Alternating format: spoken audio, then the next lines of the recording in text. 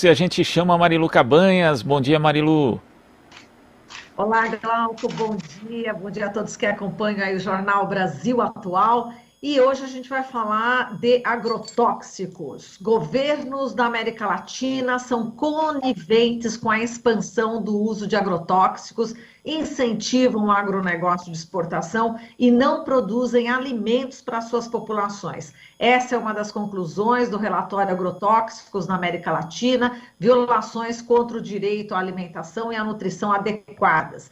Foi divulgado esse estudo, esse relatório, na semana passada, num encontro virtual. O evento, promovido pela FIA Brasil, Organização pelo Direito Humano à Alimentação e à Nutrição Adequadas, mostrou que por trás desse uso excessivo de agrotóxicos, esses governos são suspeitos de cumplicidade com esse excessivo uso de agrotóxicos.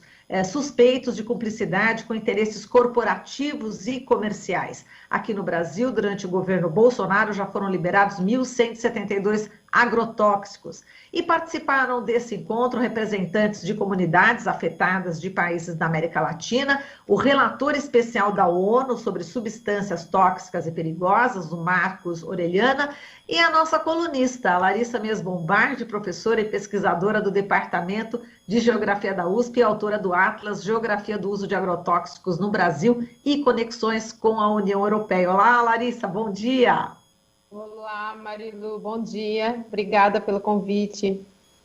Prazer sempre em recebê-la aqui, Larissa. Bom, a gente acompanhou um pouco, né, esse relatório, você destacou aí as desigualdades globais associadas a essa compra de venda, o uso de veneno no agrotóxico, né, no agronegócio, aliás, onde os maiores fabricantes de veneno estão nos Estados Unidos, União Europeia e China, como você sempre fala, né, e onde as regras são muito mais rígidas em relação ao uso de agrotóxicos. E é isso que está também demonstrado em sua nova pesquisa, Larissa, a geografia da assimetria, o círculo, aqui, vamos ver aqui, eu agora me perdi aqui, o círculo do veneno e colonialismo molecular nas relações comerciais entre Mercosul e União Europeia. Fala dessa nova pesquisa, Larissa, para a gente.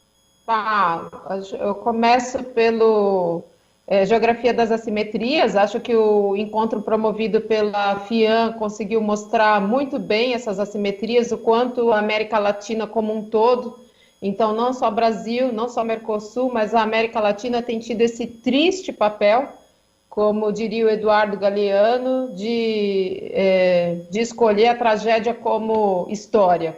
Inclusive, eu abro esse estudo parafraseando, citando o Eduardo Galeano, justamente esse trecho onde ele diz: alguns escolheram perder. Na divisão internacional do trabalho, alguns escolhem perder, é o que a América Latina tem escolhido.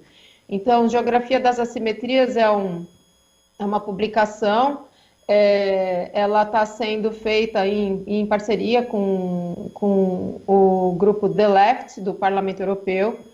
E assimetrias por quê? Né? Por que Geografia das Assimetrias, olhando para as relações comerciais Mercosul-União Europeia? Porque embora muitas vezes haja uma certa paridade monetária nas trocas comerciais entre os dois blocos, há uma assimetria enorme quando a gente vai ver o conteúdo que está por trás desses valores que são comercializados. Porque os países do Mercosul exportam para a União Europeia basicamente produtos de origem agropecuária, agrícola agropecuária, né, de forma mais ampliada, e também minérios. E, ao contrário, a União Europeia exporta para os países do Mercosul produtos com alta tecnologia, alto valor agregado, portanto. E isso tem um impacto muito severo do ponto de vista ambiental e da saúde humana nos países do Mercosul. Então, hoje, olhando, né, Marilu, a gente fez todo o Atlas Geografia dos Agrotóxicos no Brasil, ele radiofônico, e a gente usava a metáfora a metáfora espacial, eu vou usar essa palavra metáfora só como uma ilustração, mas a gente fazia uma comparação entre a área cultivada com soja no Brasil e a área de alguns países da União Europeia, e eu sempre lembrava que a gente tinha 11 Bélgicas em soja no Brasil, ou mais do que um Portugal, enfim, né, um Portugal em terço. E Se a gente for olhar hoje para os países do Mercosul, Brasil, Argentina, Uruguai, Paraguai, qual a área de soja plantada? A gente tem uma área equivalente à França. Então, imaginem vocês, né, aqueles que estão nos assistindo ou nos ouvindo, o que significa uma França inteira. Então, a França é um país maior que a Alemanha, né? Eu usava o exemplo também da Alemanha para comparar com a área cultivada de soja no Brasil. Se a gente olha para o Mercosul, a gente tem uma França inteira só em soja, majoritariamente ela transgênica. Então, isso tem significado uma perda muito grande das vidas, de vidas humanas. Então, nesse novo trabalho, a gente mapeia os dados também dos países do Mercosul e os do Brasil, que a gente tem mais detalhados, né? Acho que vale a pena, inclusive, dizer isso, um pouco da pesquisa, a dificuldade que é acessar os dados das populações intoxicadas com agrotóxicos nos outros países do Mercosul. Queria ressaltar a importância do SUS, já que a gente está num momento tão delicado do Brasil, a importância do SUS, do Sistema Único de Saúde, não só pelo fato de ser um atendimento universal, acho que evidentemente tem outros profissionais que podem falar disso melhor do que eu, mas eu reconheço essa importância. Queria reconhecer também a importância da coleta de dados que o SUS faz, a riqueza desses dados, o que isso possibilita para a gente enquanto pesquisador, ou também enquanto os gestores públicos, o quanto é possível a gente avançar quando a gente tem essas informações organizadas com a mesma metodologia, como é o caso desse Sistema Único de Saúde no Brasil, que é uma pérola, é algo fantástico. A gente tem os dados das pessoas intoxicadas. É claro que há uma subnotificação, é grave essa subnotificação. A gente sabe que para cada caso de pessoa intoxicada, 50 casos não chegam ao conhecimento do Ministério da Saúde. Entretanto, aquilo que a gente tem é muito importante. Então, por exemplo, era impossível, usando a mesma metodologia, mapear em conjunto o Mercosul todo em termos de contaminação por agrotóxicos. Os outros países do Mercosul não têm a riqueza de dados que o Brasil tem. Então, acho que é importante valorizar o SUS e também o IBGE.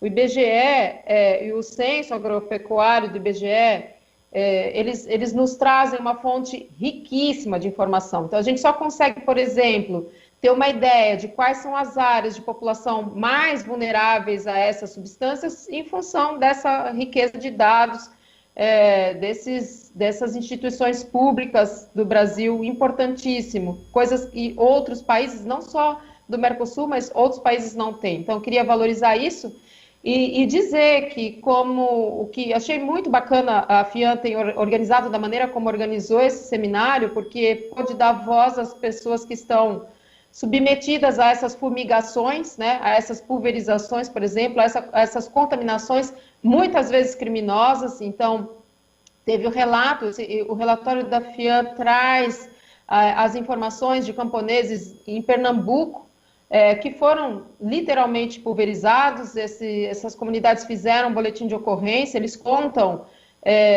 eu queria dizer para os ouvintes que é de chorar. A gente lê e ouvir os relatos das pessoas, não tem como a gente não se mobilizar em função disso. São tragédias, né? São tragédias, e quando é dado a voz, como a FIAN fez, a gente consegue ter a real dimensão e a oportunidade de empatia com essa população. É uma forma moderna de genocídio, eu diria, por isso que essa expressão que também é utilizada no Atlas, né, nesse novo Atlas, Geografia das Assimetrias, então assimetrias por conta dessas diferenças, colonialismo molecular e círculo de envenenamento. Então, por que o termo colonialismo molecular? Justamente por isso, porque essas substâncias, na maior parte, né, desde que a América tem sido um campo de expansão do capitalismo europeu, né? É assim que a gente se configurou como território, foi assim que a gente se configurou territorialmente.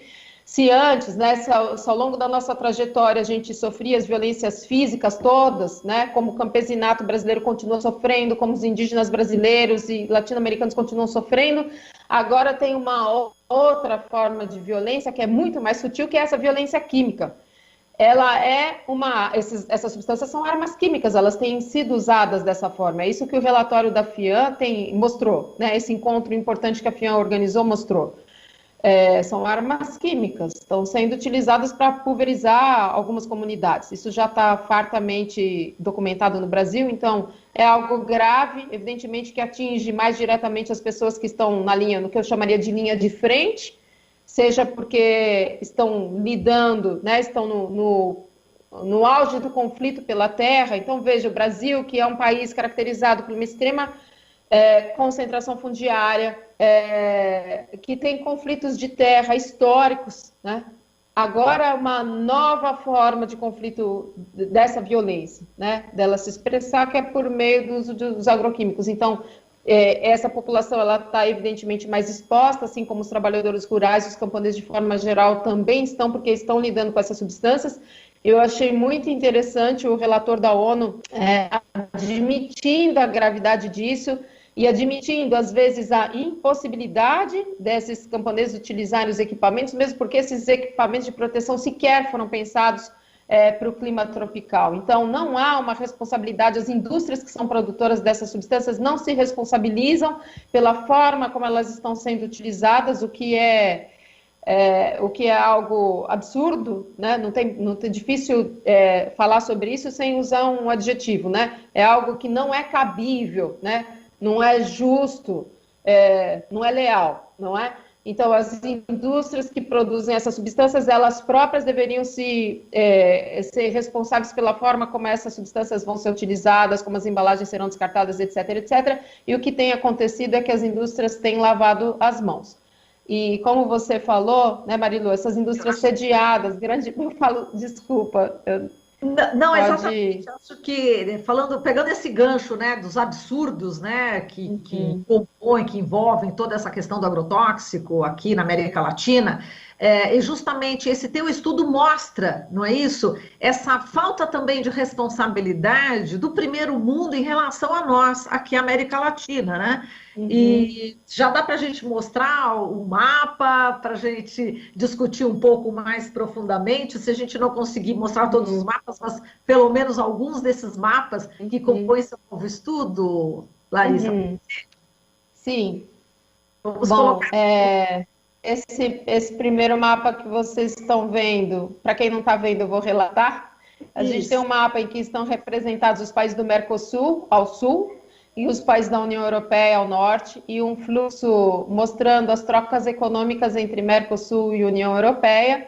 E o Brasil é o principal. Dentre os países do Mercosul, o Brasil tem uma posição de destaque nas trocas comerciais com a União Europeia, assim, disparadamente à frente dos outros, né, em termos de volume monetário. E a gente tem um fluxo, então, das trocas da União Europeia para o Mercosul, do Mercosul para a União Europeia, em termos monetários, eles são equivalentes. Mas, né, quando a gente olha essa segunda representação, e eu vou agradecer a equipe que trabalhou arduamente nisso, cartógrafos sensacionais, formados no Departamento de Geografia, o Pablo Nepomuceno, que é técnico do Laboratório de Geoprocessamento, do Departamento de Geografia, Eduardo Dutenkäfer fez o seu mestrado no programa de pós-graduação em Geografia Humana, da USP, o Valdeir, que também trabalhou, e o Paulo Moraes, que também trabalharam, uma equipe incrível, super dedicada. Enfim, então a gente vê esse mapa, a gente chama esse tipo de representação de anamorfose. O que é isso? Para quem não está vendo, mas está nos ouvindo, é um mapa mundi todo deformado, com os países proporcionalmente deformados. O que isso significa? Que a gente representou aí as vendas mundiais de agrotóxicos e os países, o tamanho dos países, ele tá representado em função do quanto cada país exporta de agrotóxicos. Então, para quem não está vendo, mas está nos ouvindo, se eu pudesse descrever esse mapa, eu diria, olha, há como que uma lupa sobre a Europa. A Europa, que é pequenininha, territorialmente no mundo, e no mapa mundi ela é pequena, é como se a gente colocasse uma lupa na Europa. Então, a Europa, ela tem um destaque enorme em termos de exportações de agrotóxicos. China também, Índia também, mas assim, Índia e China são países com áreas territoriais consideráveis. Então, quando a gente vê o tamanho que a Europa ficou nesse mapa, a gente tem a certeza absoluta de que ela lidera essas vendas. mais de 30% realmente das vendas de agrotóxicos tem sua sede na Europa. E, em contraposição, os países do Sul, América Latina e a África, eles estão diminuídos, muito diminuídos, eles estão minúsculos. Então, é isso. Depois a gente tem um mapa que representa as exportações da União Europeia para o Mercosul de agrotóxicos proibidos no seu próprio território. Então, acho importante ressaltar isso, que a Marilu estava chamando a atenção, os países, né? As indústrias não têm esse pudor de vender substâncias que são proibidas no próprio território. Então, é isso que a gente vê.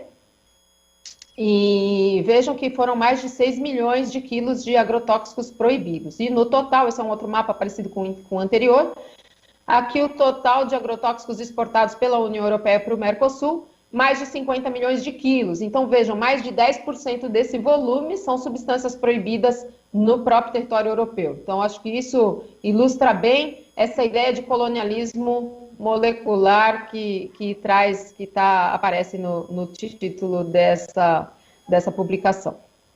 A gente lembra, Larissa, que você esteve no Parlamento Europeu denunciando, né, todos esses fatos, né, lamentáveis. Como é que está a atuação também dos parlamentares europeus em relação à pressão, em relação a esses países que produzem, que mandam para cá, eles não usam nos países de origem e enviam para o Brasil e intoxicam a gente e matam as pessoas, os campesinos, enfim, que estão aí na linha de frente. Como é que você tem visto essa pressão, que inclusive você fez essa pressão, e acho que por causa dessa pressão também você foi ameaçada, né? A gente só fazendo esse link, porque também nesse evento, nesse encontro virtual da FIAN também, o seu caso foi citado, né, Larissa? Sim. Obrigada, Marilu, por isso, e também agradeço publicamente a FIAN pelo carinho, pela nota de apoio e solidariedade, por todo o suporte. Então, é muito bom receber esse respeito e essa solidariedade. Isso é muito, muito importante, é fundamental. Bem, eu vejo que uma parte grande dos parlamentares do Parlamento Europeu está mobilizada contrariamente a essa posição da União Europeia e também contrariamente à aprovação do acordo. Então, eu vejo os verdes e os vermelhos, eu vou usar essa expressão, os verdes e os vermelhos, muito tocados com relação a essa questão, o que eles chamam de duplo padrão, né? O duplo padrão adotado pela União Europeia de permitir a venda de produtos que são proibidos no próprio território. A França já deu um passo à frente, a Corinne Lepage, que é uma das membros do órgão que eu também tenho a honra de fazer parte agora, que é o Justice Pesticide, é uma organização que congrega informações sobre agrotóxicos na justiça, representantes do mundo todo. Ela quem trouxe essa novidade, essa notícia de que a França decidiu que a vida está acima do poder econômico. Então, a França já decidiu que não vai nem estocar, nem produzir, nem vender substâncias que são proibidas no próprio território. Isso vai ser, eu sinto como uma tendência, a Alemanha também está se organizando nessa direção. Esse é um tema muito sensível. É um tema muito sensível porque o acordo também vai trazer impactos grandes para os produtores de alimentos na União Europeia. Então, eles se posicionam, muitos dos parlamentares se posicionando contrariamente. Eu sinto esse movimento aumentando, para ser bem honesta, em função do que significa do ponto de vista ambiental e dos direitos humanos. Então, é algo que tem um debate que tem crescido e que tem sido ampliado. Muito bem, você sabe que aqui você é sempre muito bem-vinda, né, Larissa? Os nossos ouvintes, internautas estão aqui se manifestando. A Thalita de Souza está falando muito bom ouvir a Larissa novamente. Enfim, pessoal, parabéns, professora Larissa, meu respeito e solidariedade, a resistência continua, o Cláudio Romagnoli. E temos também pessoas que já estão perguntando, como a Josilda Lima, onde encontrar o relatório, né? Ele está disponível em algum canal? Bom, acho que ela deve estar perguntando o relatório da FIAN. Aí tem que entrar no site da FIAN, né? FIAN. agrotóxicos é com N de navio, né? Mas o seu estudo ainda, como é que você já publicou esse novo atlas? Conta pra gente, Larissa. Não, ainda não. Ele está sendo... A gente está numa fase de revisão, mas ele vai ser lançado no dia 11 de maio no Parlamento Europeu, um evento virtual, e daí na semana que vem acho que a gente pode falar disso também, né, Marilu? Mas só para dar esse alô, a primeira versão vai ser em inglês, em princípio ainda não em português, mas os mapas, aliás, esses mapas que vocês viram hoje, quem viu que estão em inglês, e como diria uma professora, foi minha professora, quem eu gosto, uma pessoa que eu gosto muito, a Maria Helena Simieli, que é uma referência na cartografia brasileira, ela diz que é um mapa bom, e eu acho que esses mapas estão bons, o que não é mérito meu, mas desse grupo incrível que fez. O Valdeir, mencionei o Valdeir, o sobrenome dele é Cavalcante. Enfim, ele não precisa de explicação, ele se basta. Então, só para dizer para vocês que, embora o estudo será lançado em inglês agora no dia 11 de maio, é muito fácil de entendê-lo, depois virá a versão em português também. Ah, mas que bom que você conseguiu também antecipar aqui, né, para os nossos ouvintes e telespectadores, internautas, hein, Larissa, em primeira mão. Obrigada, Isso, hein? Primeira mão. Obrigada. Que maravilha. Obrigada a você. Aí a gente volta a conversar, então, aprofundar, né, alguns pontos que precisam ser aprofundados já na próxima participação sua, tá bom? Tá ótimo. Ok. Tá bom, professora. Tá bom. Muito obrigada aqui pela sua participação. Forte abraço, hein, Larissa? Eu que agradeço. Obrigada. Vamos fazer teatro radiofônico de novo. Vamos. Ótimo, ótimo. Maravilha. Obrigada.